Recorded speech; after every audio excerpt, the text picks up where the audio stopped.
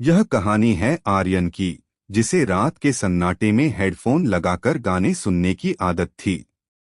लेकिन उस रात एक पुराने गाने ने कुछ ऐसा जगा दिया जिसे कभी शांत नहीं होना चाहिए था। वो मनहूस धुन। रात के 2 बज रहे थे। पूरा हॉस्टल सो चुका था। आर्यन अपने बिस्तर पर लेटा एक पुरानी प्लेलिस्ट सुन रहा था। अचानक गानों के बीच में एक अजीब सी सरसराहट हुई और एक ऐसा गाना बजने लगा जो उसने पहले कभी नहीं सुना था। गाना कोई जाना पहचाना फिल्मी गीत नहीं था, बल्कि एक धीमी भारी आवाज में गाया गया कोई प्राचीन विलाप था। शब्द समझ नहीं आ रहे थे, लेकिन धुन रूह कपा देने वाली थी। कमरे में कोई और है। जैसे जैसे गाना आगे बढ़ा, आर्यन को महसूस हुआ कि कमरे का तापमान गिर रहा है। उसे लगा जैसे उसके कान के पास कोई बहुत धीरे से सांस ले रहा है। उसने डर कर हेडफोन उतारने की कोशिश की, लेकिन उसके हाथ जैसे पत्थर के हो गए थे। सुन लिया न? अब वापस कैसे जाओगे? एक ठंडी फटी हुई आवाज सीधे उसके दिमाग में गूंजी। यह आवाज हेडफोन से नहीं, बल्कि उसके बिस्तर के ठीक नीचे से आ रही थी। खौफनाक मंजर।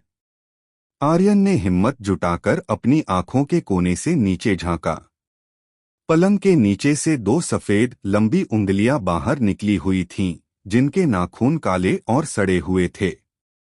धीरे धीरे एक चेहरा बाहर आया, बिना आंखों वाला, सिर्फ खाली गड्ढे जिनसे काला तरल बह रहा था। वो रेंगता हुआ बाहर आया, उसकी हड्डियां टूटने की आवाज चट-चट पूरे कमरे में गूंज रही थी। संगीत का जादू। हेडफोन में अब भी वही गाना बज रहा था, लेकिन अब उसमें आर्यन की अपनी चीखें मिक्स हो चुकी थीं। परछाई का खेल। कमरे की लाइट अपने आप जलने बुझने लगी और दीवार पर उस साये का कद छत तक पहुंच गया। अंजाम। अगली सुबह आर्यन के कमरे का दरवाजा तोड़ा गया।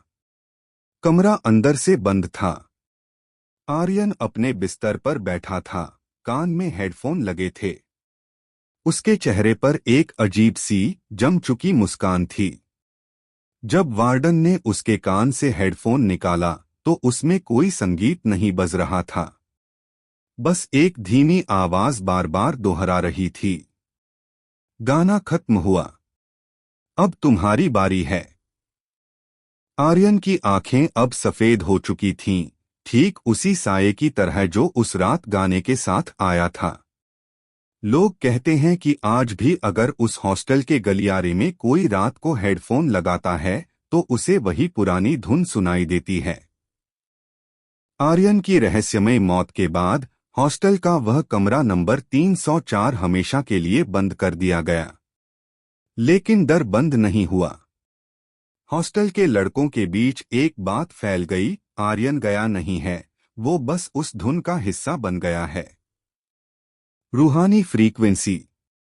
6 महीने बाद समीर नाम का एक नया छात्र उसी हॉस्टल में आया। समीर को इन सब बातों पर यकीन नहीं था। वह एक टेक गीक था और साउंड इंजीनियरिंग की पढ़ाई कर रहा था। एक रात जब वह अपने हाई एंड ऑडियो सॉफ्टवेयर पर काम कर रहा था, उसके लैपटॉप की स्क्रीन अचानक ग्लिच झिलमिलाने करने लगी। उसने गौर किया कि उसके ऑडियो वेवफॉर्म्स में एक ऐसी फ्रीक्वेंसी दिख रही थी जो इंसानी कान नहीं सुन सकते। डिजिटल भूत। समीर ने जिज्ञासावश उस फ्रीक्वेंसी को एम्पलीफाई तेज किया। जैसे ही आवाज साफ हुई, उसके रोंगटे खड़े हो गए। स्पीकर से आर्यन की आवाज आ रही थी, जो सिसकते हुए गा रहा था। वो आ रहा है। आवाज मत रोकना, वरना वो तुम्हें ले जाएगा। तभी समीर के फोन पर एक अनजान नंबर से एयर ड्रॉप रिक्वेस्ट आई। फाइल का नाम था _last_note.mp3। समीर का हाथ कांप रहा था, लेकिन उसने गलती से एक्सेप्ट पर क्लिक कर दिया। बिना प्ले किए ही गाना उसके हेडफोन्स में बजने लगा। साये का विस्तार। इस बार साया पलंग के नीचे से नहीं आया। समीर ने देखा कि कमरे की खिड़की के शीशे पर बाहर से कोई आकृति उभर रही थी।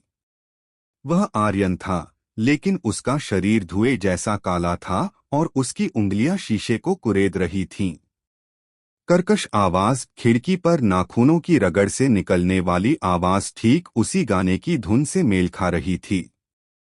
सफेद आंखें, आर्यन की रूह ने समीर की आंखों में देखा और चिल्लाई, इसे बंद मत करना।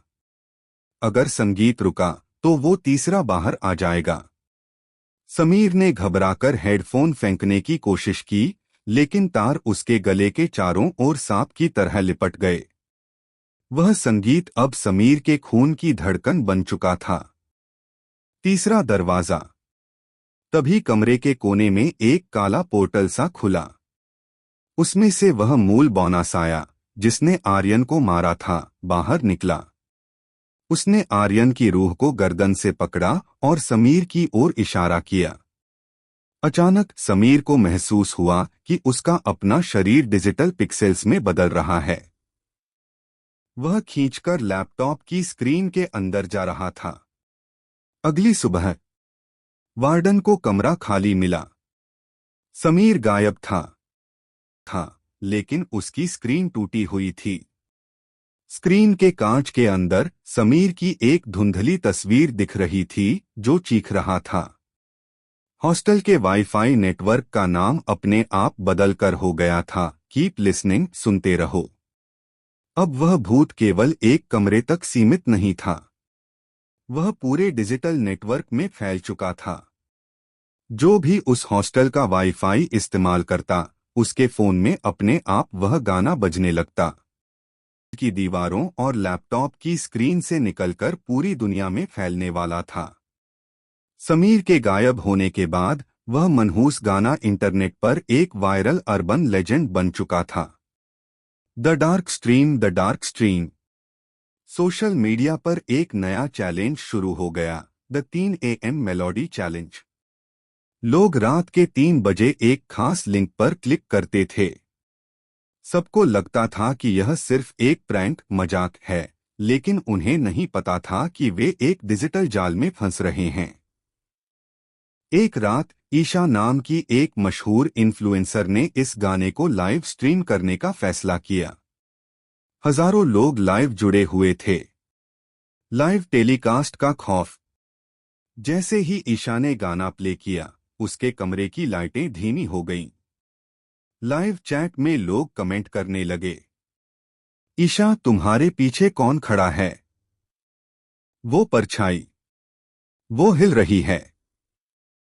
क्या वो समीर और आर्यन हैं? ईशा ने पीछे मुड़कर देखा तो वहां कोई नहीं था, लेकिन कैमरे की स्क्रीन पर उसके पीछे समीर और आर्यन खड़े थे। उनकी आंखें पूरी तरह काली थीं और उनके मुंह से काले तार निकलकर ईशा के लैपटॉप में जा रहे थे। संगीत का असली रूप। अचानक ईशा का शरीर हवा में ऊपर उठने लगा। उसके मुंह से गाने के बोल नहीं, बल्कि एक धातु की रगड़ जैसी आवाज निकलने लगी। तभी ईशा के लैपटॉप की स्क्रीन से वह मूल साया, द ओरिजिनल एंटिटी, बाहर निकला। इस बार उसका रूप और भी भयानक था। उसका शरीर पुराने टेप और टूटे हुए हेडफोन के तारों से बना हुआ था। उसने सीधे कैमरे की ओर देखा और बोला, अब मैं सिर्फ सुनता नहीं, मैं सबके अंदर बसता हूं। सन्नाटे की गूंज। तभी एक भयानक घटना घटी। जितने भी लोग वह लाइव स्ट्रीम देख रहे थे, उन सबके फोन एक साथ ब्लास्ट हुए या उनमें से वही काला तरल निकलने लगा। समीर और आर्यन की रूहें अब हर उस इंसान के घर पहुंच चुकी थीं जिसने वह गाना सुना था। ईशा के कमरे में सन्नाटा छा गया। कैमरा अब फर्श पर पड़ा था। आखिरी दृश्य में दिखा कि ईशा के कान से खून बह रहा है और वह रोते हुए वही धुन गुनगुना रही है। कहानी का अंत या शुरुआत? अब वह भूत किसी एक इंसान या जगह का मोहताज नहीं था। वह साउंड वेव्स, ध्वनि तरंगों में बदल चुका था। आज भी अगर आप कभी रेडियो या म्यूजिक ऐप पर कोई गाना सुन रहे हों और अचानक आवाज में ग्लिच आए या कोई अनजान सिसकी सुनाई दे, कर दें, क्योंकि वह गाना अभी भी चल रहा है और शायद अगला नंबर आपका है। क्या आप चाहते हैं कि इस कहानी का कोई फाइनल चैप्टर हो जहां इस भूत को रोकने का तरीका पता चले?